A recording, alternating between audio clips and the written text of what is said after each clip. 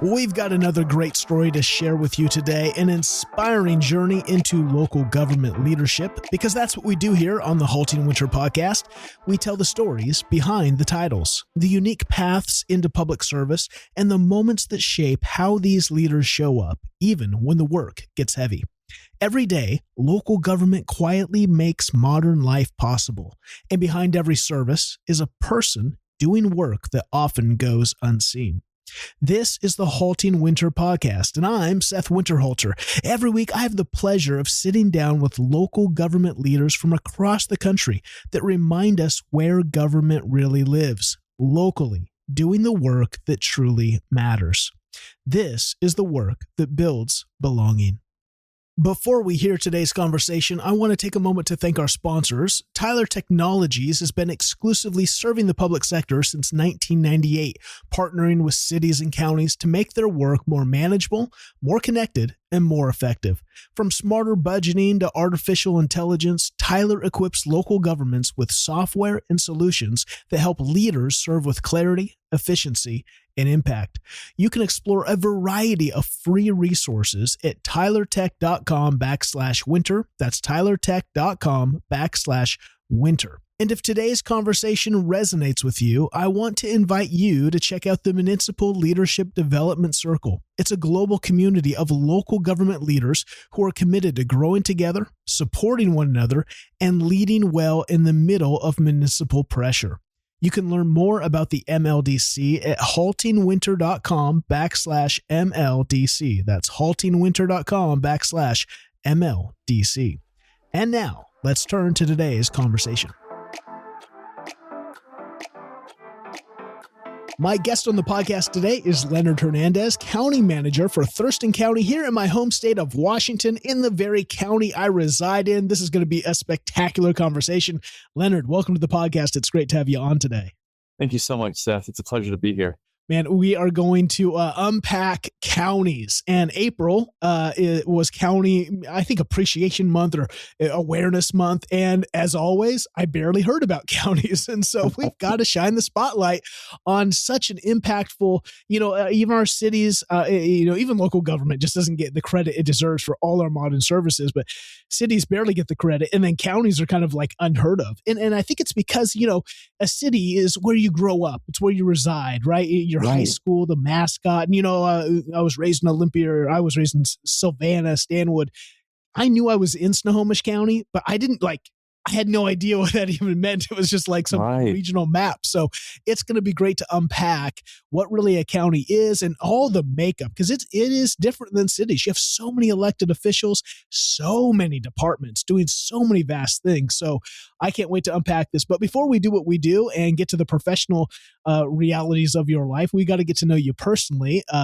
Unwind the tape and take us back to childhood. Tell us about where you were born and kind of the childhood that shaped you. Sure. Thank you so much. Yeah, I grew up in Southern California in Los Angeles County.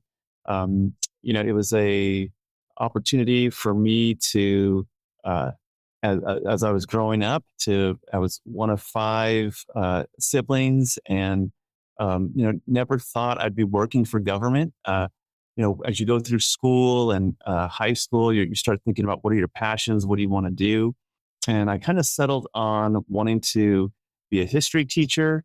And also maybe be a sports coach. I was very into basketball. I played on my high school soccer team, my college soccer team. And so I was kind of leading that direction. And then one day my sister came home with a job posted. So when they posted it in the newspaper, we had just moved from LA County into San Bernardino County. And so the commute for me driving to work was quite longer. And so she comes on one day with a job post and says, I'm going to work in the library and I'm going to make more money than you are. And I looked at it and I thought the job was right up the street, literally like, a mile away. And I said, I'm going to apply too. She's like, you better not. And so after a little tussle, I went later that day. I got an application. Long story short, I applied, she applied. I got the job. She didn't. We've since mended our relationship. And she jokes with me that I owe her a finder's fee for my whole career because I stumbled into local government partly because I had a passion to engage with people. And so I was putting books away when one day the children's librarian was out sick, and they said, we need someone to teach the story time. So they asked me, and I was like, yeah, my mom's a preschool teacher. And so I would go and volunteer and help her in the summer times and connect with the kids, read them books, play games with them. Having different siblings, you're always engaged with young kids. And so that is something that just kind of unfolded for me. And I found myself taking one position after another. I think in high school, I was really drawn to history because of how it impacted people's lives and the stories of people. Of course, it helped that I had a really engaging history teacher named Garth Fout. He actually taught me how to drive stick shift. I was in his class, and one day I ended up complaining to him. I said, "Yeah, I'm having a real hard time getting the stick shift thing down." And so he gave me a challenge. He said, "If you wash my car, I'll take you out on lunch breaks and I'll teach you how to drive stick, of course, with your parents' permission." What I didn't know is that he had just driven his car from like Ohio all the way back to California, hadn't washed it for like a month plus. There was bugs of all types seared onto the front of his car. And so after 2 or 3 washes and rinses, the car was clean, and he took me out. And I'll never forget the impact. So I thought it would be awesome to have that same opportunity to work with people, young people, and impact their lives and be an influence, a positive influence, a caring influence. And so that's what kind of put me on that trajectory. And when I stumbled into libraries, I realized that I got to have that same level of impact. Whether it was doing story time, I ended up working with teens and doing a teen magazine, running a teen volunteer program that worked with at-risk youth after hours and brought them into doing story times and different programs for adults and teens and kids. And it really became something that the library system was super proud of. And I was privileged to be a part of that. Oh, this is so cool. I can't wait to dive into libraries. I mentioned before we started recording that my daughter, who's 16, we were talking the other day just about life and what she was thinking, and she said, "Hey, Dad, I think I might want to be a librarian." And I was like, oh, this is so exciting, And so I can't wait to dive into the world of libraries, because I think that's another area that we just don't understand that I think are vital. And I think have an opportunity for some really cool, inventive, creative ways to engage a community, especially as we're kind of thinking about education nowadays and how expensive college education has become, and how YouTube has become like a school, and how libraries might be able to be a part of the future of, the continued, not just future, but the continued aim of education. Okay, but let's go back to as you're a kid. You said you didn't really know about local. What was your awareness of local government growing up? Was there any family, any connection, any awareness of local gov? No, there wasn't any awareness until my older sister started dating a fireman. And so I remember being probably in junior high. She was several years older than I was. And I would just see his logo on his chest, his LA County logo. And then I knew he was taking tests for to get into the fire academy. And then when he was in different tests to be promoted, I remember him studying. And then he took me on a ride along. But I was, effectively clueless about the government infrastructure. I was the first person on both my mom's side or my dad's side to go to college and to graduate. So even that was a bit of an adventure and a process. My dad moved here from Mexico when he was 7 years old after his father had a tragic accident. And there was like 11 siblings in the family. And so a cousin from America said to help relieve their situation, took him in, and he finds himself in New York, doesn't speak English. He ends up becoming a citizen, fights in the Vietnam War. And the only reason he met my mom was because he is released in Oakland, California after Vietnam, and ends up finding a family member that lived down in Azusa area. And they end up working at the same can factory after the war. And then they meet, and the rest is history with all the kids. So growing up, I wasn't very aware of local government, very aware of counties. But one thing did happen. when I was in community college, I was working real hard at my grades. I had the fortunate ability to graduate as valedictorian from my high school. And so, but we could not afford for me to go to a straight university. So I ended up going to community college. And I got straight A's the first semester. And at the time, the county, we had just moved into San Bernardino County. The county supervisor, which is the same here as the county commissioner, had a program where anyone that appeared on the honor roll, he would send a letter to them. And so I come home one day, I'm super proud of my grades, and I open up a letter, and on the front it had the seal of the county of San Bernardino. I'm like, well, what is this? I didn't know if it's like a tax something or, a ticket.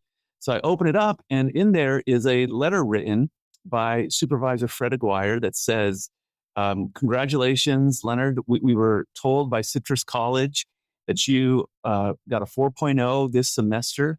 It's young people like you that make the future of our county bright, and we want to encourage you to continue to aspire to your educational goals. The reason that is important is because that logo kind of made an imprint. I was super proud of it. I didn't even know what a supervisor was. I was like, wow, someone with an embossed gold logo sent me something that works for government. So I put it in my bedroom. When my sister came, maybe about a year later, and said, hey, I'm going to get a job at the library, it had the same logo. And I'm like, hey. So to me, it was that positive first impression that somebody in elected office took time to invest in somebody that was young. Little would that supervisor ever know that years later, I'd become the CEO of the chief executive officer of San Bernardino. And that one positive investment was the open door that created an interest for me to even want to apply to what was the library system. And I didn't even know how it was all connected when I first took that job. Oh, I love this. I love this. And I just want to highlight again for the audience, especially if you're a leader, it's these small moments where, again, it goes back to the history teacher of like, he could have just been satisfied to go, man, I just want to be a great teacher. But he saw an opportunity. He heard you say, man, I'm struggling to drive stick. And he poured into something outside of the lane. And again, it took up some lunches, but again, it left this just indelible mark on you. And now, again, taking time to write a letter, to send it out, just the embossed logo makes this impression. And I just think so many times leaders, we get so busy in the busy work that we forget about these little tokens that can plant these seeds. Whether you're writing letters inside your organization, outside into community members, it's these little things I think that can just make, because again, we're all looking for worth and value to be seen. Absolutely. And here you are seen for that hard work. And yet it is just a part of the many things that encourage you on your path. Oh, I love this. So you go to Citrus College, your undergrad. And again, or AA, again, I love highlighting community colleges because I think sometimes people can, community college, that's, second tier. They're not. Like, I think you'd be better off financially. And remember that college is not about, that's why I like this podcast and just encouraging people. Sometimes when you're spending huge money at a big school, you feel like, well, whatever I made a decision to study, I got to kind of stick with now because I spent so much money. Go into your AA I just lost my train of thought. At a community college can help you just go, I'm here to just learn. I'm here just to find myself and discover. And I think that's really what we've kind of lost that in college. Like, go try a lot of things and find yourself, because you have no idea who you are at 18, 19, 20, right? And so then you go to Cal State, you get your undergrad in history. When do you go to Penn West Clarion and get your Master of Library and Information Science? What is that about your story?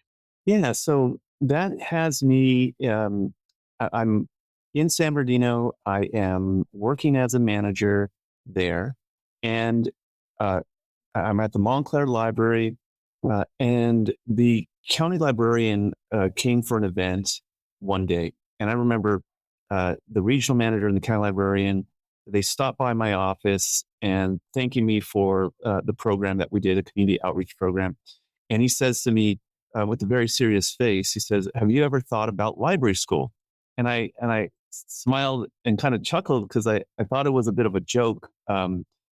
But him and the regional manager, they weren't laughing. They were like looking at me kind of serious. And I said, no, I haven't. I was almost, I think I just graduated at that time or was finishing up my bachelor's degree. I said, no. He said, well, you really should think about library school because you're pretty good at this stuff in the library. And in order to advance into more professional, higher level positions, you're going to need a master's in library science.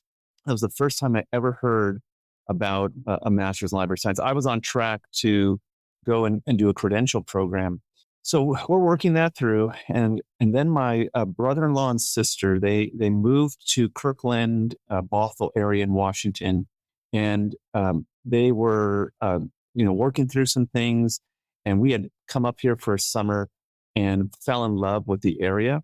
And so we decided to move up and be with them. I apply at the King County Library System and I get a job. I'm super fortunate to work. Beautiful, wonderful library system and learned a lot there. But one thing happened that was very compelling. They had a job posting for a professional level librarian position. And I went into the manager and said, hey, I'd love to apply for this position. And she said, great. Do you have your graduate degree? Do you have a master's in library science? I said, no. Do I need that? She says, yes, you do. That's a minimum qualification. And so I said, well, I don't have it. She says, well, okay. When you do, let us know. And so I went around, I left the office and time went by. Well, they filled that position and it was someone just out of college. I think they were like several years younger than I was. Person walks in and they're a librarian. They're making significant more money than I am. And it was right then and there. And I met her. She's this wonderful person. But right then and there, I made the decision of, hey, I really want to do this. And I need to, if I'm going to do this, I need to go forward and advance my education. And so I'm super thankful to my parents because they helped sponsor some of my costs. And they were super excited again for me to take that step. I had 2 little kids at the time. And so I worked with an advisor who helped me find Clarion, Pennsylvania Master's in Library Science. There weren't a lot of those programs in the nation at the time and not a lot that you could do that as a working professional and be able to have the access remotely. So that was a wonderful experience I had and I learned a lot. I don't think I realized how much of investment that program made into my professional career until the higher level positions I obtained, not even outside of libraries, but the foundation of what it is to take information, disseminate it out, how to listen to folks so that you're understanding what they really are asking, how to take large, complicated situations and to categorize them. So I'm super thankful that I was able to make that investment. I love this. And if you would have asked me before I had that conversation with my daughter about library, if you would have told me library school, I would have said you were joking too. I was like, what? And then I found out, yeah, there's like there's a specific degree. Tell us, what in the world do you learn in a Master of Library and Information Science? Yeah. So they teach you a lot about how to take information, how to understand how to categorize it, how to understand what sources it's coming from, how to disseminate that information out, how to validate whether information is accurate or not. They teach you how to engage with members of the public so that you're understanding their needs.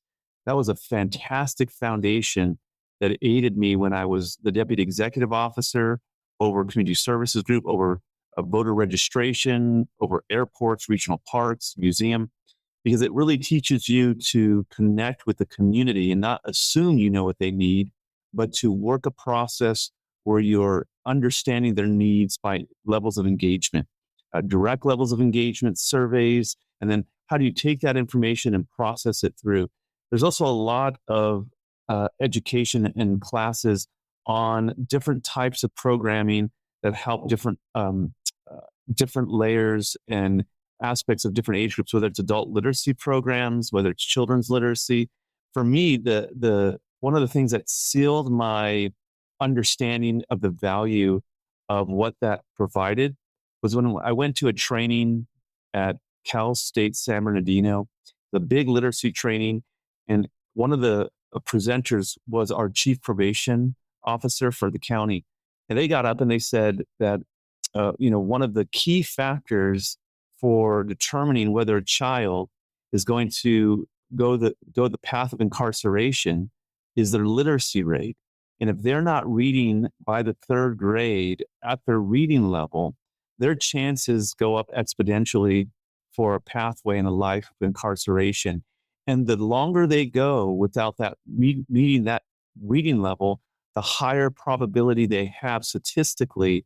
And so, of course, the whole focus of that was we need to be helping our community, our children, our parents to engage with them in a way that activates them at the value of what it is to read. That transformed my understanding of community engagement, because now it wasn't just, we're going to sit here in the library and wait for people to come because we're a wonderful resource. We have awesome books, databases, ebooks, all these things.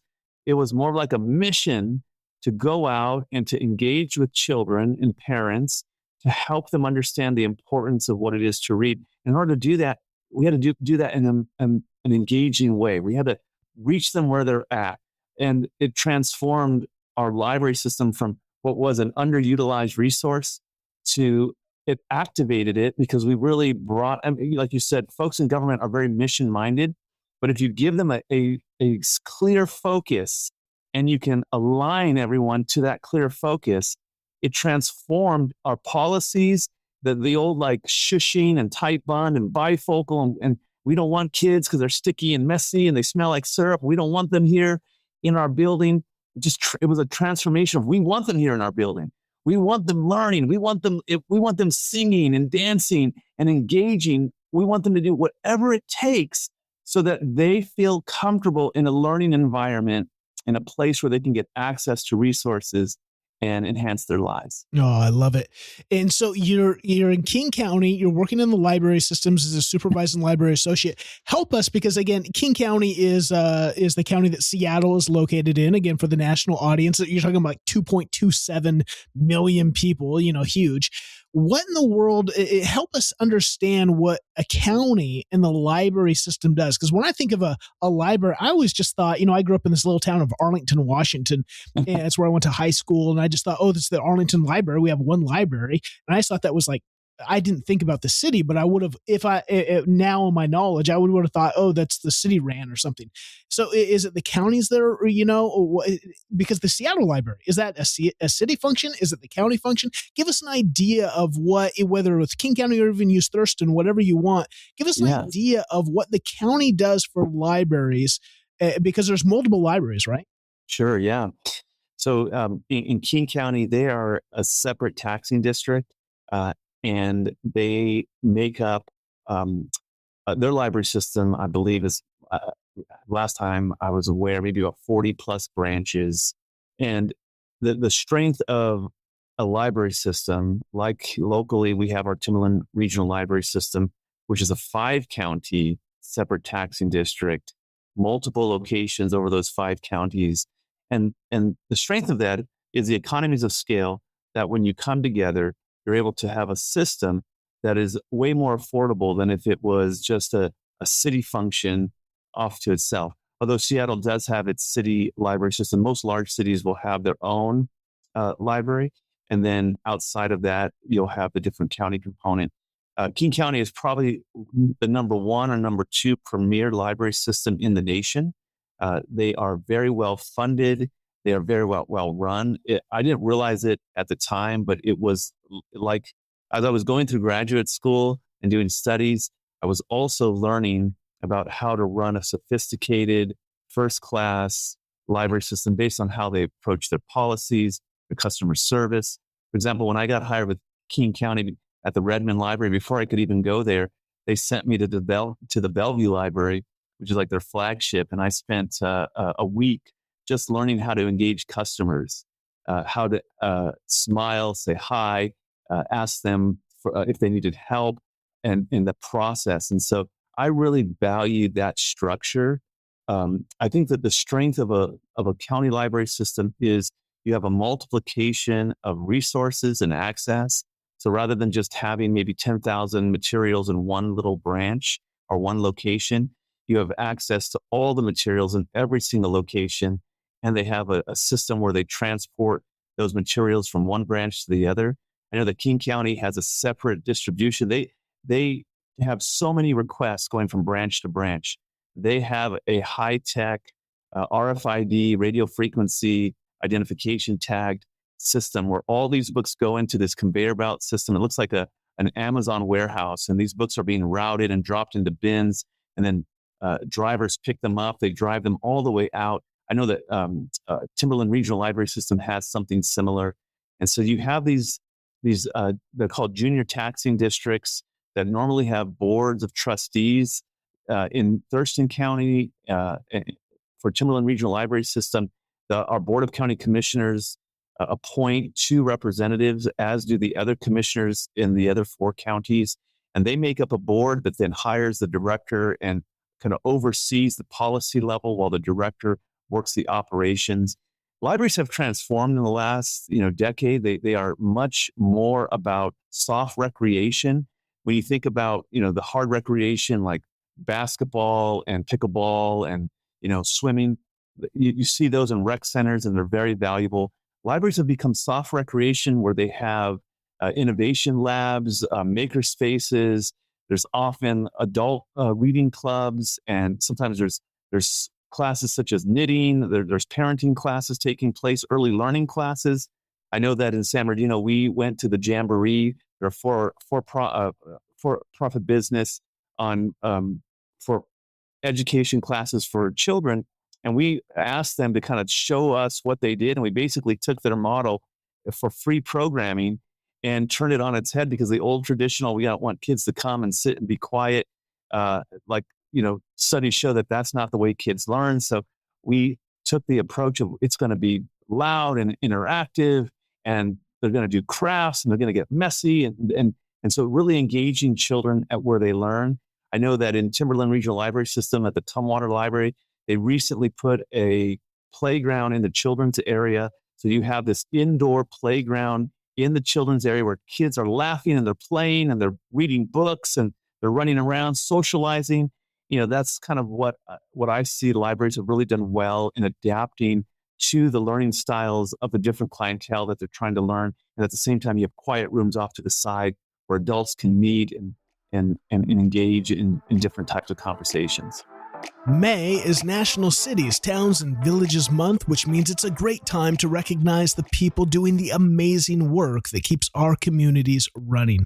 The work most people rarely see, and if we're honest, hardly ever fully appreciate. It's the work that doesn't slow down, and yet it's the work that's expected to be done day in and day out.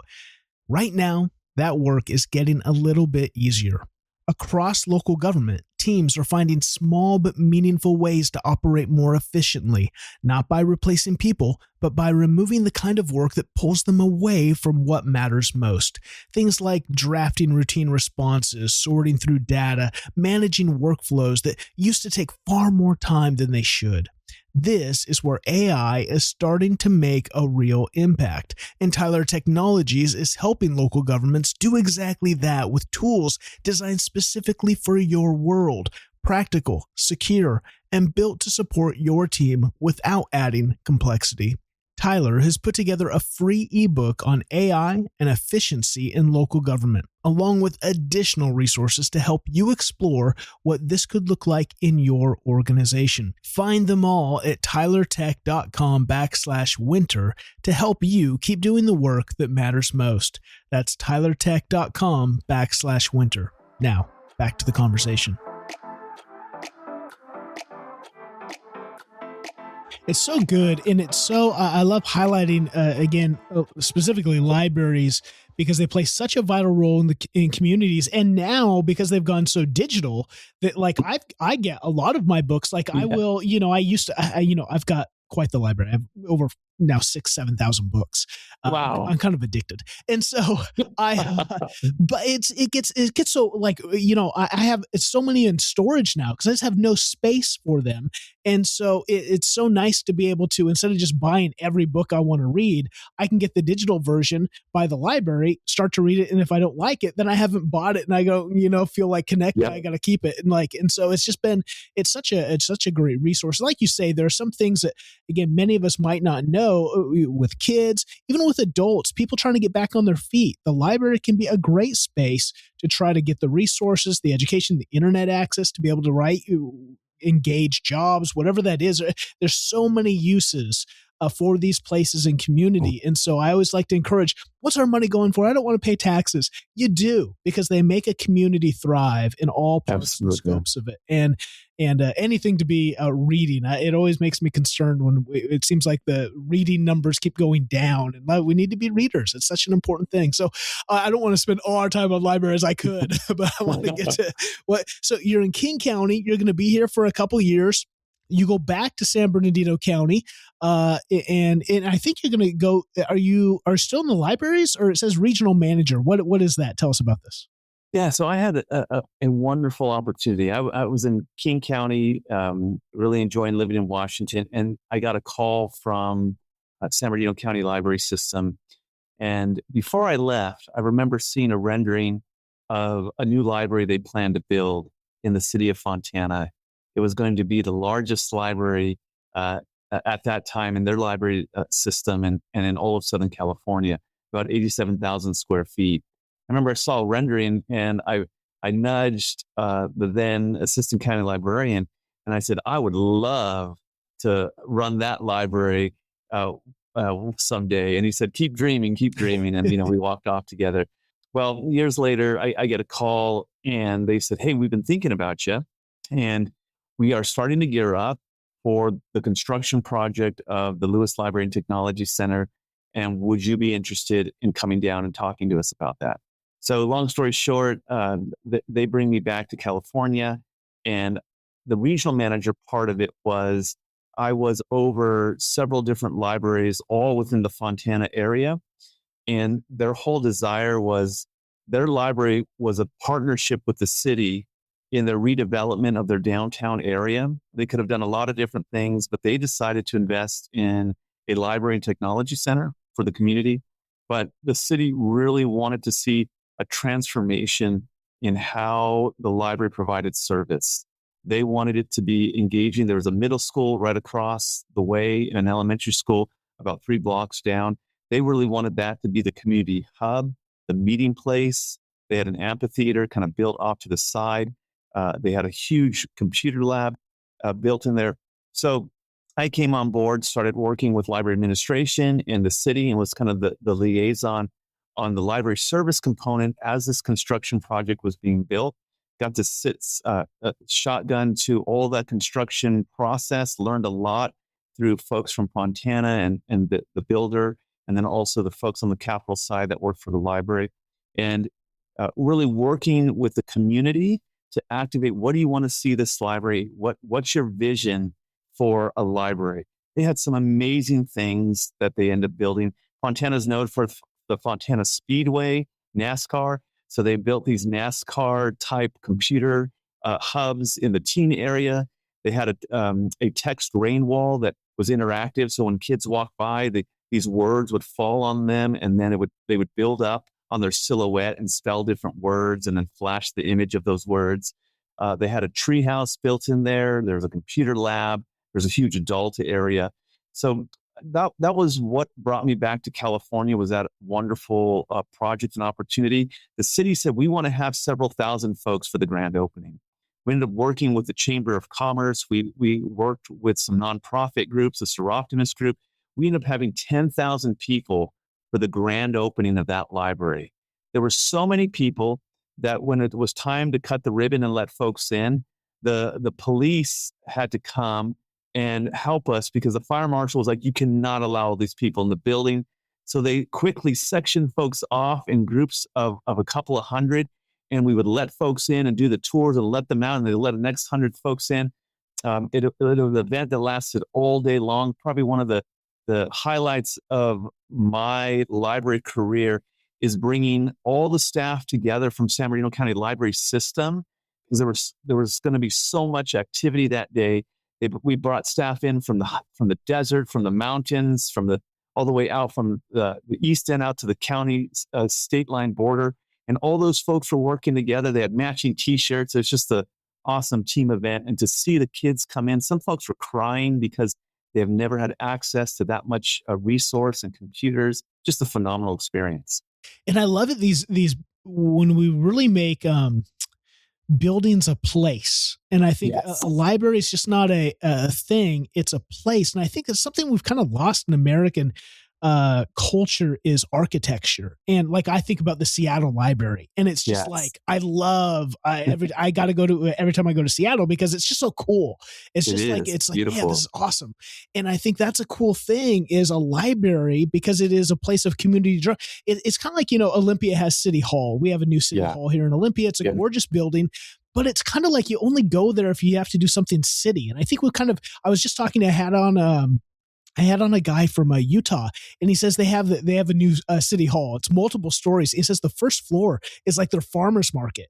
And I was like, what a cool, I go, how awesome is that to have community people interacting with City Hall without, kind of the negative, City Hall kind of thing. And I go, and their top floor, it's like five floors up, I think. He says it's like kind of like their, the Columbia Tower in Seattle. Yeah. It's like, everyone hangs out in the restaurant. That's like a big club. He's like, that's what it is. And they do all these meetings. Awesome. It's just gorgeous views of the Utah mountains. So I'm like, what a great use of City Hall. Well, libraries can be that too, where it's not just where I go to read, it's where I go for community events and book clubs and all kinds of things. And such a great way to do community. And I think that is local government's win, is when we bring community together. So how cool to hear about that event. And just for the national audience, San Bernardino County is northeast of LA. It's the one that spread. Your story now, you're going to go to the city of Riverside and become their director of library and community services, which is the city and the county of Riverside, right below San Bernardino. And I drove through the city of Riverside hundreds of times, going from Palm Springs into LA for work and for events when I lived in Palm Springs the last few years. Tell us about what drew you to the city of Riverside, and what was the difference? Was there any market difference with working for the county to now city, or were you so in the library world it didn't really matter? Yeah, that was I experienced a difference for sure. What took me to the city of Riverside was, once we opened the library, we had worked on that project for 2 years. I think we were about 6 months into opening. A lot of different jurisdictions wanted to come and see the investment the county and Fontana made in that library. And so there was a lot of tours we were doing. Well, the city sends a couple of analysts from the city manager's office. I didn't know at the time that the city of Riverside was working on a revisioning process for their downtown library. So we're on that tour. I'm walking around. There's so much fun stuff we're showing them, and we're talking about different things we're doing. We're walking them by one of the early learning programs, and they're singing with handkerchiefs and dancing around. But there's a mommy and me class. There's a baby yoga class off to the side. So after the fact, we kind of finished debriefing. There's probably a group of about 15 folks that are visiting that day. After the tour, one of the analysts says, "I think you're going to want to meet my boss, the assistant city manager." I said, "Sure, if he wants a tour, send him by. That'd be great." And he said, "Well, why don't you, here's his card. Do you have a card?" I gave him my business card. He said, "He's going to be reaching out to you." Well, about several days later, I get a call from the assistant city manager, who ends up being one of my mentors, Tom DeSantis. And he says, "Hey, I want to invite you out to come and have lunch. And I want to talk libraries with you." And I said, "Great, no problem." So I drive out to Riverside. And in that conversation, he says, our library director has just retired, and we're looking to replace the library director, but we want to be really intentional about that. And we don't have an assistant library director either. And I want to know, would you be interested in being the assistant library director? Of course, you'd have to apply for it, but we were so impressed. My analysts came back raving about Fontana and the programs, and they're impressed with you and how you led the tour. Would you be interested in applying? I said, sure. Yeah. I mean, I'm happy to listen to the opportunity. Went back and talked with my wife about it. And long story short, I got the job as the assistant library director, started working on that. To me, the major difference was when you're in a city, and that we had this dynamic in the Fontana Library, folks just assumed that the county run library was a city run library because they don't know the difference between what a county does and what a city does. So they would always come in and say, we want to, we want a city service and we want to know where this is. So we work really hard at, rather than saying we don't do that, saying, oh, well, here's where you go. Here's, because we were in the city campus, even though we were a little bit removed, we were still close enough where we could send people. But when I went to the city, all of a sudden now you're part of that city infrastructure. And I felt like the city of Riverside did a fantastic job of really being close to the residents and wanting to offer the best service.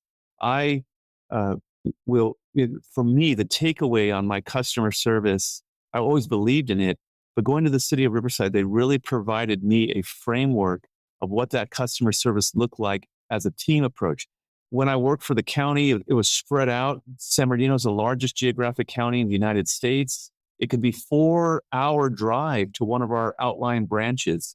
So we never really all got together very often. But when I worked for the city, we were together once a week with the city manager in one of the meeting rooms, engaging with code enforcement, with the police department, with the fire department, with parks. We were all there as a team, and it really impressed upon me the power that happens when you bring a team together and start bringing alignment. And so after 6 months into that job, the board of trustees went to the city manager, unbeknownst to me, and said, we don't think you need to look for your next library director for the city. We think you already have them. And so then there was the next board meeting. They surprised me by the city manager showed up, and I thought, uh-oh, am I in trouble? Like, what's going on here? And, he kind of played into it. He's like, Leonard Hernandez, I have something I need to tell you. And so effectively, he was telling me in front of the board that the board had come to him, asked for my consideration for the city librarian. He was happy to advance my nomination forward to the city council. And so I had the privilege then of becoming the library director for the city of Riverside. It was at the time 8 branches. They had a downtown library that was kind of lost its luster. And I was working with city leadership to really change that around and bring programs and services into it. So it was a wonderful opportunity. I think that what the city, and they would tell me, we're not in the county anymore, we're in the city, which means we want you to be very engaged and responsive to the constituents that you receive. And I didn't really understand what they were saying, not until I got to higher levels of county government, where I realized if we don't keep the citizen in mind, sometimes we could be too far removed. And so there's a real need to bridge that gap and always remember what we're doing has an impact to the residents day in and day out. Interesting. And then San Bernardino's, the county is going to pull you back in, and you're going to be county librarian, then an interim museum regional parks director. Now we're what are we doing? Now we're and deputy executive, chief operating officer, chief executive officer. So you're now going to walk the gamut of librarian all the way up to CEO of the county. When I want to hear about this story, but when did you see bigger than the library? When was that in your story? Yeah, I don't think I saw it myself because so when I came back to San Bernardino, it was right before the Great Recession had hit local government. And I wasn't really tracking at that time those local trends. I was just kind of in the job working, and it was hard for me to leave Riverside. I was connected. I felt like I had a great mentor, great leadership team. But because San Bernardino was kind of home to me, the county librarian, who was also a mentor of mine, was retiring. And the opportunity to come back and work with a team that knew me when I started off as a library page, putting books away, was just too hard to say no to. So I come back, start working through, and within like the first month, I find out that the library's budget is being reduced to and it's being asked to step away. The funding that it receives from the general fund, which is kind of the general tax base, that's going to be removed, and the library has to exist within its own taxing base. In San Bernardino, while it was part of the county, it was still a separate taxing district that received a proportionate share of the property tax, which is how most libraries and library districts across the nation are funded. But for us, that was a step down of about $2.5 million. And at the same time, there was a for-profit company, I think they were called Library Services something. They had taken over Riverside County Library System and were boasting that they could offer more service for less dollars and impact more people. Well, they were looking to expand their business model, no fault to them, right? And so they make a pitch, like the third or fourth week I'm back, unbeknownst to me, they meet with the CEO of San Bernardino and make a pitch and say, we want to run your library system. We want to do it for less money. And here's everything we're going to do. And so the CEO took a look at it. I had just been hired. He calls me up to his office and he says, here's the proposal. I'm going to give you a year to 2 years to see if you can beat this proposal. Otherwise, we're going to seriously consider privatizing the library. Took that proposal back, went back to our leadership team, then found out we're losing $2.5 million and figured and sat down with the team and said, we have to reinvent ourselves and figure out how do we work this process and grow some of our areas of service, and in the same time, adjust our operations. So it became an amazing opportunity for me to dive into operations and to really understand how do we take operations and match those operations with the dollars in. My philosophy is that government really needs to understand the means by which it's receiving from its current taxing base and do the best it can with process improvement to maximize and show the value. And so we went through a process of looking at how do we align our service hours to when people are using the libraries the most. We had to do away. They had an old kind of counter system that was not reliable, so we never knew when people were there. We digitized that people counter system so that we knew exactly when people were coming and going. That allowed us to align service hours to when the most people were using the libraries the most time. We worked with our cities, which we had a lot of contracts with the big cities to be their city library effectively, to renew those contracts, but also to look at how do we provide services, how are we circulating our books. We made a huge investment into our ebook collection, which just skyrocketed our use. We looked at some technologies that help staff save on time and checking books in. We put an RFID system in place. What I learned from King County, we got a grant to put that in place, and so we did a lot of different things. Long story short, we were circulating about 1 million books when I took over. And over the years, we went, first 2 years we went to 2 million, then the third year we went to 3 million, and 3.5 million, then 4 million, and then 5 million. Was doing that for about 4 years, having a ton of fun. We had partnerships with the preschool department to where we had a joint preschool and library built in an underprivileged community. Would never have been built as a library, but because they had dollars to build a preschool and they needed a library, they ended up building a full service library. It was called the Muscoy Library Baker Family Learning Center. Then we partnered with the Community Development and Economic Development Department. They were at a community meeting where I was speaking first, and I kind of gave an awesome update on the summer reading program, and everyone was clapping. And then they had to get up and talk about a affordable housing project that was going to go in their backyard, and everybody was like darts and arrows at them, and why are we not in our backyard? And I kind of hung around, and after those two department heads were walking out dejected, they kind of joked with me and said, sure, you get all the clapping and all the fun. I wish I could pass out stickers for a living, right? And so I said, but what I said to them is, what if we take the Bloomington Library and that we had a old lease on a building that was completely dilapidated, and we were looking for a new home and we couldn't find one. So what if we were to take the money that we have for our lease and invest it into this affordable housing project and make a learning center with a computer lab? And it just like it was an explosion of ideas right there. I'll never forget, in the parking lot as people are walking to their car, we're brainstorming because they had dollars to provide for after-school programming that they didn't know how they were going to provide that.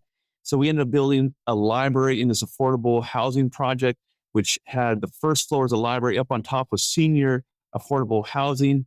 It just became this awesome opportunity to think about how do we collaborate and brainstorm with different partners. The school districts, the superintendent of school ended up sending his librarians from all the schools in the county to our training program on how to give customer service because they were so impressed. We offered a high school diploma program with our family, children and family services, because a lot of the parents in the program needed to show that they were taking steps towards education and bettering their lives in order to get their children back. So we got a grant from the state library to offer free diploma services. They would come in on an online program. So I'm doing all of that, having a lot of fun. And one day I get a call from the CEO, the secretary, executive assistant says, they want to see you he wants to see you in his office. I'm like, oh shoot, like which one of my programs or projects is like falling off the edge here? So, I'm like thinking as I'm walking up there and I come in and he says, the museum director has left the county and I want you to step in and do what you did in the library, do that for the museum. And I want you to get started on Monday. And this was a Friday afternoon. I said, okay, so I'll give you a couple seconds to think about it. But, the deputy executive officer outside, ready to kind of brief you. And I was like, yes, if it means I can help the county museum. I mean, I'm a history guy. I love that stuff. And so that's how I found myself that Monday walking into a staff meeting with library curators who were then informed that their long beloved director had left and that I was going to be taking it over. And there was not a lot of warm and fuzzy feelings in the room at that moment. And so I had to walk them through that process and they were grieving a little bit because they lost a leader that they loved. But long story short, they had a wing of the museum. It was called the Hall of Geological Wonders. San Bernardino, with the San Andreas Fault, has a lot of unique aspects with earthquakes and different things that they were going to educate kids on. They had built the wing, but they had had problems with the exhibits and the person that was manufacturing the exhibits. They were actually in a lawsuit because they didn't deliver the exhibits the way they were supposed to. They're supposed to be a huge a mastodon, and all they got was the skin of the mastodon, like the fur, and not the shell. So it was just a mess. It was closed for several years, and the papers were calling it the Hall of Geological Blunders. With a black eye on the county. We had a supervisor who was the first tribal member elected to the Board of Supervisors who grew up going to the museum because they house a lot of the tribal artifacts. And he was like, we got to get this open. So the CEO was like, okay, I want to put somebody in play. And long story short, had an amazing opportunity to work with that team. So proud of that team coming together. I'll never forget opening a cupboard in their archives and a gun falls out with a tag that says, this is Wyatt Erb's gun. And I'm like, are you kidding me? Like, this is real? And they're like, yeah. I'm like, why is it out? Like, I would pay to come and see Wyatt Erb's gun. Like, he's a legend, right? And it's like, oh yeah, he died in Colton and he has roots to San Bernardino and there's this mountain man here. And so we did this whole mountain man and we called it Mountain Men and County Pioneers. And we had all these, and so we just started to transform and bring energy and excitement and people into the museum. And then I got tapped about a year into that and they said, Regional Parks needs your help too. The parks director just left. And so at one point I was doing 3 different departments, but really am thankful to the support I got from the then CEO, Greg Devereaux, who is a mentor of mine, and just kind of working through how do we operate better for the community? How do we make things more accessible? How do we infuse things with excitement and passion and joy so that people are utilizing the resources that the county's already paying for? After more than 325 episodes with local government leaders and thousands of conversations on stages and workshops across North America, there is one pattern I keep seeing regardless of the size, the structure, or even the budget of the organization. The people who are the most technically skilled are often the ones we are promoting into leadership. But then we expect those technical skills to translate. But let's be honest, leading people is a completely different job, a completely different reality. It's like learning a foreign language. When that gap isn't addressed, it shows up everywhere. In communication and accountability, in the very cultures we are trying to create, build, and sustain. And it shows up in the weight those new leaders now have to carry every day. That's exactly why I created the Municipal Leadership Development Circle, or for short, what we call the MLDC. It was built specifically for local government leaders who were promoted for their skills, but never fully prepared to lead people. If you are feeling that gap, or if you're seeing it on your team, in a department, now is the time to address it.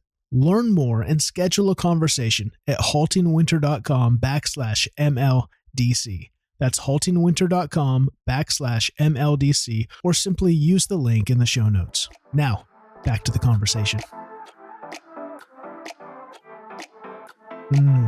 What an amazing story. And it seems like there are two things that resonate with who you are and what you've done. A, you just have this positive energy. I just love it. And you just look at things with curiosity and creativity. And I think that's sometimes in bureaucracy, in local gov, those can be the two lacking components, because it's like, well, I had an idea, but no one wanted to do it because we always do things the way it's always been done. It's kind of local government's kind of motto.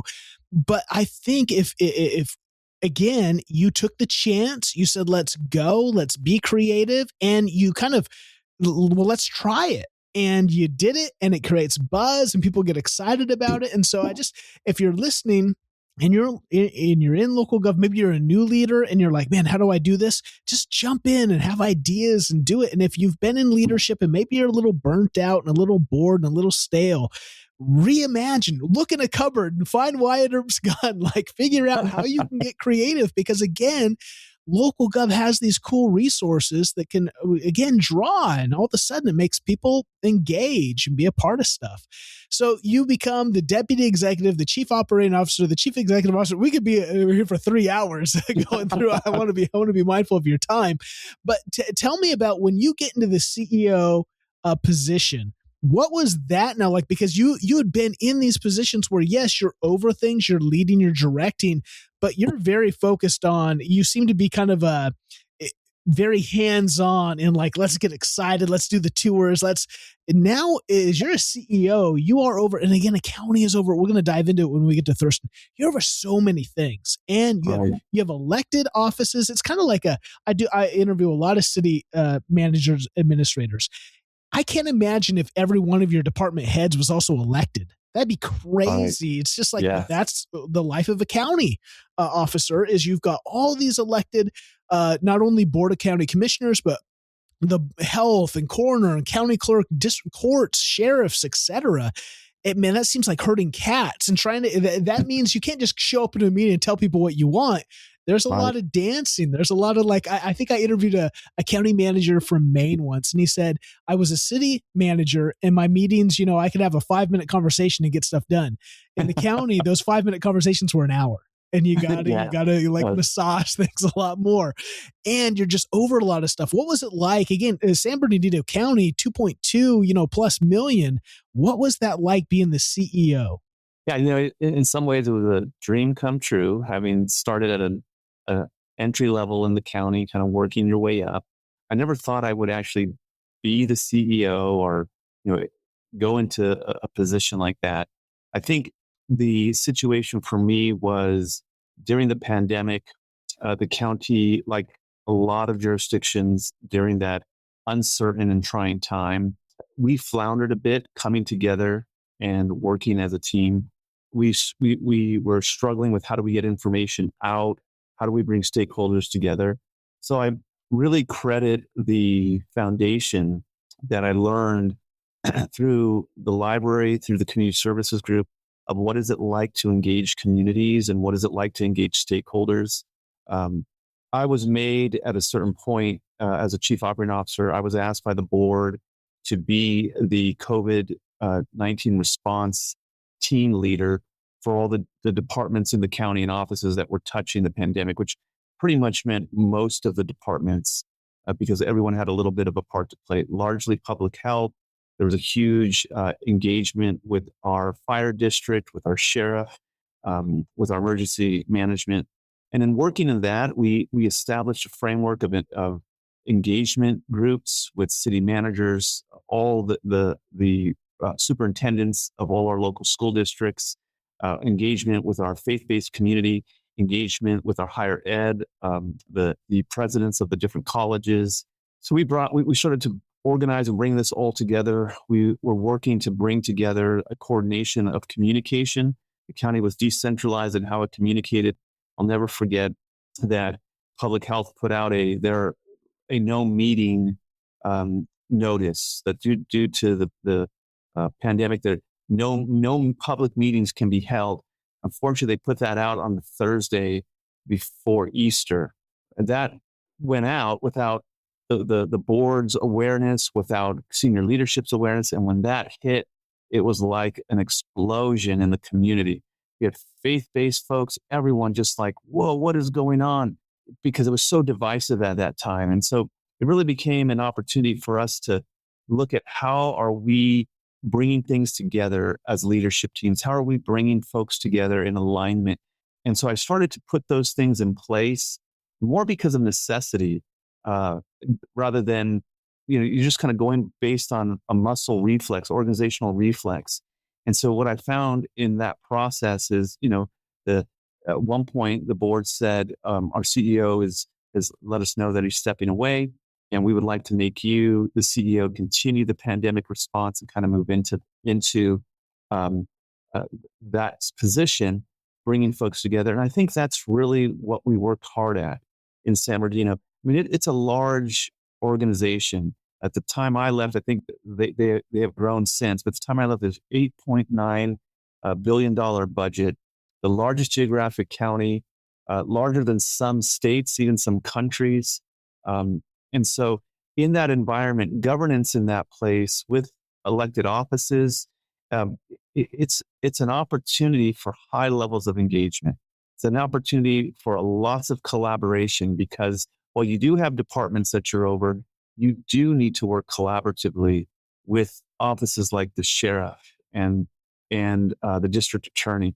And so, we worked through that. And a lot of it to me was establishing structures in place that folks internally could rely upon and could count on. And that was a work in progress as we worked our way through things like the pandemic, and then coming out of the pandemic, all the ARPA funding and the CARES Act funding that we received. And how do you implement that? How do you engage with communities to make sure that you're meeting their needs? Engage with the elected officials like the supervisors who are hearing from the community members to create an administration that can deliver on all of that. I'm going to have you on again and dive in, because I think it just already telling from who you are, just the lessons in, like you said, that environment the pandemic created, where you had internal organization structures and systems that totally got blown open into, you had to operate in new ways and figure out how do you keep an internal organization healthy and thriving, especially at the county level. I worked with King County Solid Waste coming out of the pandemic, and these were employees that they were vital. They didn't get to work remote and home. Like, they were there, your trash had to be picked up and delivered and run these sites. And yet they kind of felt unappreciated because, they didn't get to just chill at home and do home projects, Yeah. And so how did we, and then you also, like you said, you had to communicate to the residents, to the people in that county, and you're getting, and I think this is where local government, you guys are heroes, because you had federal and state that didn't know what they were doing, and no one knew what they were doing, right? It was brand new. And so it's not to poop on anyone. It's just the idea is local government is the connection to people. And, it's like, we're like you said, the Easter debacle, all of a sudden who's telling who what. And so you had to learn how do you communicate internally and change that? How do you communicate externally? I bet you have some just great wisdom to share. I want to get to Thurston County, because I think here's the connection. I'm a resident of Thurston County. I live here. Yeah. Olympia is the capital city of Washington. We all know Washington, it's on the West Coast. It's kind of the left coast. It's, Western Washington is left of left. Olympia is kind of the waving the flag of left. But, if you don't know Thurston County, you might just think, oh, it's left. It's the hyper, you've got Thurston County's got Olympia in it, but you also got Bakota. You got Tenino. You got some pretty rural places with some people that don't think they're going to swing the pendulum far right from whatever left is. And again, I say that because local government is trying to be apolitical. Because your roads don't vote, that your roads aren't purple or red or blue, or they're just roads. And yet, how do you bring a people together? How do you, in such a place that's such a unique place like Thurston County, you can say, oh, San Bernardino, huge and budget. And then you come to poor little Thurston County, 300,000 people. And I say, I don't know. I think Thurston County might be a bigger challenge just because of the unique dynamics of the Tri-Cities, Olympia, Tumwater, Lacey, who for years were basically like, we're going to operate different because you don't know what you're doing. And so they had different forms of government, if you know the history of this area, it's so unique. And then you've got Yelm, and you've got the military base, which is huge. Yes. All these components of this unique place. Tell us about, you come to Thurston County, when was it? 2024. You've been here for a couple of years now. Yes. What is it like? What's the difference? What drew you up here first? And then what's it been like being the director of Thurston County? Yeah. What I'll say is this is such a beautiful place, to be just a few minutes from the sound, and then a few minutes from this beautiful farmland where rivers are running through and pristine valleys, learning how to pronounce Skookumchuck Valley and these unique places. We had lived up here, as I mentioned previously, and had family in the area. And then when my wife unfortunately had a serious health issue, it was her desire to be closer to that family. And so we started to look as I transitioned out. So I stepped away from San Bernardino as we transitioned out of there. So fortunate that this situation opened up like right at that same time. And it's been such a pleasure to come and to learn the different aspects of this community. I agree that this, regardless of size of budget or population, every area is unique and has its own opportunities. That's in that there's challenges that weave their way through. I think joining Thurston County in a time where it's in an amazing growth period. The population is growing. Just before I got here, the voters decided to expand the board from 3 commissioners to 5 commissioners.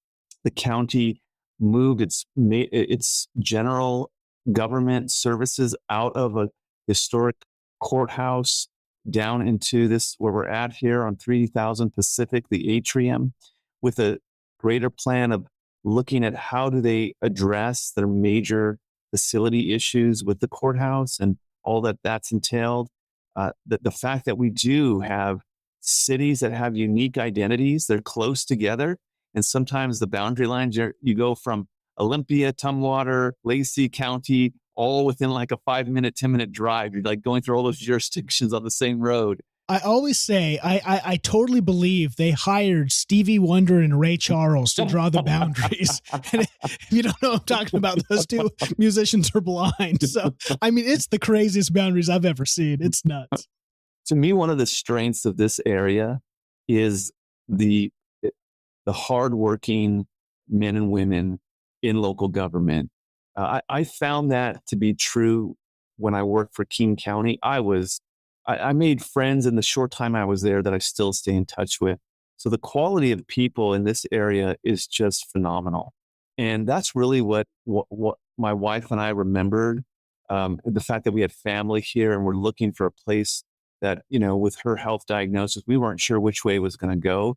Fortunate for us, she has made such great progress and is in such a better place. But at that time, we were like, well, where should we be? I have so enjoyed getting to know the city managers from Tumwater, Lacey, and Olympia, and the commonality of everybody wanting this area to prosper and to do well.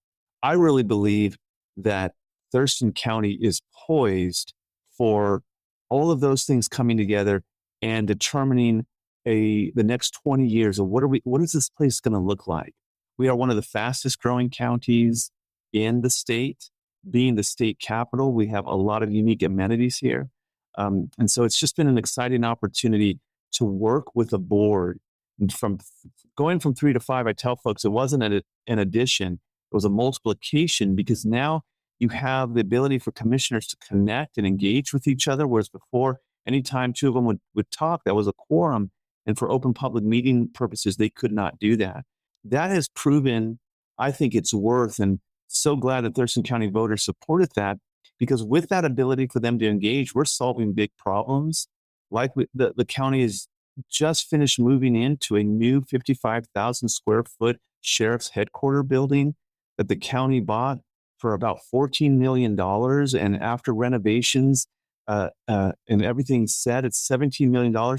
That's pennies on the dollar if they were to build from scratch. We know that because there's local jurisdictions building new for about $80 million for about 48,000 square feet. And to see where they're at today in a broken down, dilapidated facility, going to a beautiful building with all the resources that they need to continue to keep our residents safe. It's just exciting opportunity. The purchasing of a new campus downtown Olympia, right next door to their former their courts, and that the tribe has bought that property and they're developing, and now the county's bought that property and we're developing 7 acres, 6 buildings. We're going to move all those. That's going to be a huge revitalization for the restaurants and the businesses downtown when you have now the court services in walking distance to these services with bus lines there. It's just exciting to see the future of Thurston County and folks working together. Absolutely. And people don't, again, I don't want to get too specific so we lose our national audience, but people don't realize like that is such a huge thing, because again, I've lived in Olympia for 20 years and the issue, again, we're the state capital. Well, that's great for the 3 months when we're in session, right? When the state's in session. Then the other months, it's a ghost town, and restaurants. That's why we have such big turnover in restaurants and in places downtown, because how can you sustain that? Now, all of a sudden, we're not only are you revitalizing buildings that have kind of been dormant, especially after the pandemic, but now it's like that has such a big opportunity to serve and bring people together. People don't realize a lot of times it's kind of like, again, it's local gov. No one wants to, no one wants them to spend money on buildings, blah, blah, blah, blah, blah. So they're spread over God's green earth and they're not connected. And we wonder why departments have silos. They don't work together. Right. This is one of those things. And so I saw it and was like, yes, let's go. Let's do it. Pay taxes. And so I love it. And I think, I hope that people are encouraged, because we want high functioning local gov. And because again, local gov isn't just about, let's talk about policy. It's doing things for you. And it's so great to highlight again, county. I just want to hit a little bit here because I want to be mindful of your time. It could take forever, but there's so many things you're a part of. And again, I was over at the, what family court, I think it is. That's over in the Tumwater. My kid had it's called mock trial. And so she's, 8th grade or whatever it is. And so it's so cool. They go in and they have their teams. One, they do a case and they have both sides. They have to do defense once and then pro the other, and they're in the courtroom there. And it was just like, here's this cool thing where we're seeing and they're a part of, oh, what is this? And I get to talk about, hey, this is what I do. I'm going to be talking to the guy who oversees this. Yeah. And so it was so cool to be a part of it. And so again, people, you don't realize how many things your community is doing, from planning, economic development, the Thurston County Fairgrounds, right?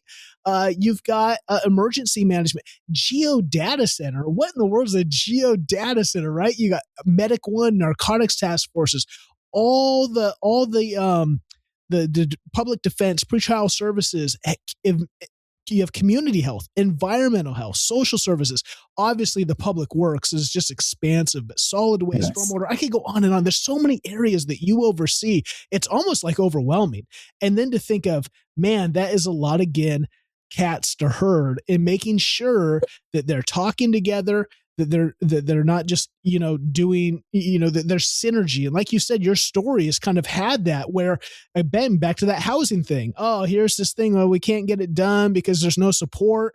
we can make support, the library, and this is going to work together. So I think that's the cool thing, to have someone who's practiced that in life now coming into Thurston County. I'm excited because I can see more. I think that's one of the things our past has been, especially with the three main cities, Olympia, Tumwater, Lacey, is they've kind of worked against each other, kind of been like, we're going to be separate. And now to go, hey, the county can be a spearhead to go, let's work together. We are growing. In fact, I just saw Lacey, I think, is now out population Olympia, which again, and when I moved down right before kind of the housing crisis, and Hawks Prairie was nothing, but it had this huge plan. It was like going to be everything. And then we finally got Cabela's like a few years later, finally, when things started to recover, but it's never really grown. And now I went out there the other day. My kid had a birthday party out at the golf course. Okay. I was driving back. I used to live off 31st, and it was nothing there. And I was driving back, and I'm like, where am I? I'm like, it's crazy. It's Toontown out there. And so it's just cool to see, again, development and life happening. Yeah. And I think what you've highlighted is so important, because counties really provide a lot of service backbone for residents and our communities. What I learned during the pandemic is, if we don't create a collaboration environment with our cities, then we can unintentionally work at cross purposes. And the way in which I found to build that collaboration is through that connectivity. Luckily, when I've stepped into Thurston County, there's a framework where the city managers and the county manager were already meeting on a regular basis. Those meetings provide so much awareness and opportunities for how do we partner together? How do we take resources? And this is what I think fundamentally the taxpayer really wants to know is working well, is that we're looking at how do we take these dollars that are in one pot and another pot, but how do we stack them to get the best outcome and the most effective outcome, rather than each of us trying to do this on our own. And so that's why I'm so excited about Thurston County's future, is because there's an active environment of collaboration. We do pave roads, so do cities. And if we're going to pave one road and then they're going to come and pave the other road, why not partner together? Why not work with the telecommunications companies so that we're only digging it up once? How many times do you see a new road and then you see a backhoe ripping into it? And you're like, who's the idiot that didn't think about, right? Because people don't understand jurisdictional responsibilities. They just want to know that, are you working together to do this the most effectively at the most cost-effective approach? And I think that's really where our board is headed. And that is when counties are operating at their best, they are facilitators, a link with the state, a link with their cities, in this case, our tribes, our school districts, our smaller cities and towns, our unincorporated, and we're linking all of that together to say, how do we do big regional things?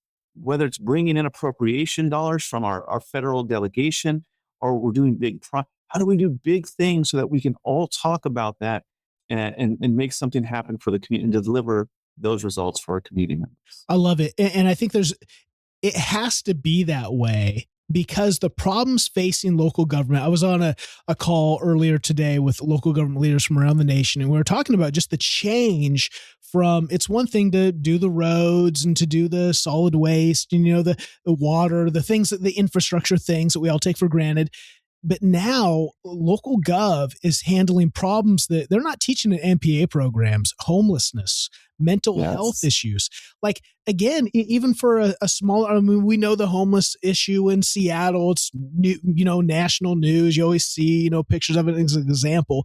Olympia has the same issues. Lacey has the same issues. And the only way we're going to be able to tackle those with any kind of real success is by working together. So it's so encouraging to see, yes, it's one thing to be in tandem on road projects. So it's not just dollars, but it's also not frustrating people to be, I thought this road was just closed, for this repair, but also for the bigger things that we see, because we want our people. I think that's the danger of Americans right now is we're living very individualized lives, and they're very, and again, I think one of the things we talked about today in that meeting was just social media, and just like it's the bane of every local government leader's existence, I think.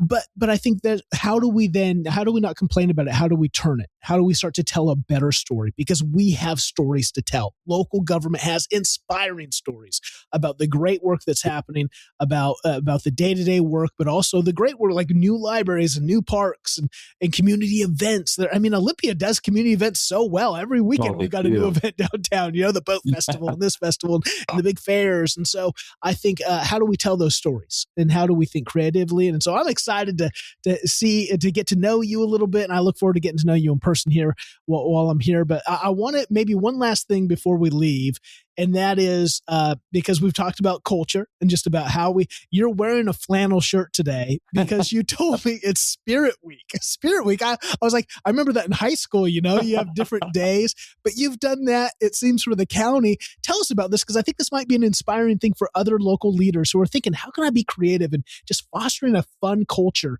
in our environment where there's so much work, but we sometimes then don't play and we forget to make work a fun place to show up. Yeah, Seth, I often think about we spend more waking hours at work and with our coworkers than we do with our own family members when you add it up. It is important that we as leaders create a dynamic within our staff where we do get to have fun. We do get to connect. I heard a long time ago an NPR study that talked about when you're laughing, the chemicals that are released in your mind, in your brain, and in your body, and how your immune system, how that is so effective and healthy for you versus when you're stressed. And so it's important. I think culture is such an important component. I think sometimes that if we don't have a strong culture, that could be the reason why some of our strategies are not able to implement, because it breaks down at a fundamental level. So it's Spirit Week this week at the county. It's something that the county all engages in. We have commissioners that are that get in on it as well. We had the first Monday was sports team a day, and luckily my staff have accepted me because I wore a Dodgers jersey, and they're like, boo. Someone in the bathroom was like, boo. But then we take a group photo, and then Tuesday was Twin Day, and it was awesome to see two commissioners dressed like each other, and then the whole office we dressed alike. And today is flannel day. I walked in this morning early, and I was not in a flannel, and they're like, "What? Where's your spirits, county manager?" So I'm quickly got in my car, drove back. My wife's like, "What's wrong?" I'm like, "I forgot my flannel." So put on a flannel, came back. Group photo with everybody hanging out, having a good time. It's really important to help folks decompress, because it's hard to understand some of the pressures and the timelines that folks are under. Sometimes in government, no matter how much good you're doing, the one negative thing gets reported on. I just saw that we had a budget process we went through, and I made one comment. I said, "This is a difficult year," and that's the comment that got quoted as the headline. County manager says difficult year. I'm like, yeah, but that's not all I said. I said a difficult year, and everyone came together. A difficult year, and we were working. They're like, and so it's important to have that environment where folks can lean on each other. They can have fun with each other. They can engage. I mean, there were staff bringing in flannels for other staff that they knew were going to forget. And here, I brought your flannel in so you could wear a flannel, and it's an opportunity that the commissioners in Thurston County have also are investing in. There's an ice cream truck that comes by and gives as appreciation for the employees' hard work all year. They give free ice cream scoops to the employees once a year. So those things are really important to help be the glue that keeps your team working well together when there are times of stress and tension. I love it. And I love that idea of sports teams because, again, I'm just a storyteller. That's why I do the podcast. I just love telling stories. And and I think kind of the unique one. I always want to go back to the beginning. Like, where'd you grow up? Tell me about yourself. And I think that's where, your sports jersey is usually kind of who your team was when you were a kid. And so it's cool. I bet that picture has some wide variety. Of course, hopefully it has more Mariner fans. But even that, like, you've got the different age of jerseys, right? I saw someone today, in fact, with the old Mariners hat that looked like it came out of the 80s, and I'm like, yes, so these are the cool things that, again, help people help people feel seen and known. And that's what we all want. And I think that's why Local Gov has just a great mission, because you're doing great work and I love highlighting it. So, oh man, Leonard, thanks for taking some time today. I can't wait to have you on again and really dive deeper into culture and in really, what are the challenges? What are the cool opportunities that you're doing in Thurston, and how can we inspire some other leaders across the country to it's been an honor, and creative. Yeah, thank you. It's been an honor. Thanks for thinking of me. And I'm so glad you're local. I look forward to connecting with you and getting to know you better. Oh, it'd be great. Well, thank you, Leonard, for sharing your life, your leadership journey, and your insights. Such a great story. Take care. The stories we share here on the Halting Winter podcast remind us where government really lives, locally, right here in our cities, our counties, the communities that shape our everyday life. If today's conversation resonated with you, please subscribe and share the episode to help these stories reach others. I'm Seth Winterhalter. You can find me at HaltingWinter.com. Until next time, thanks for listening.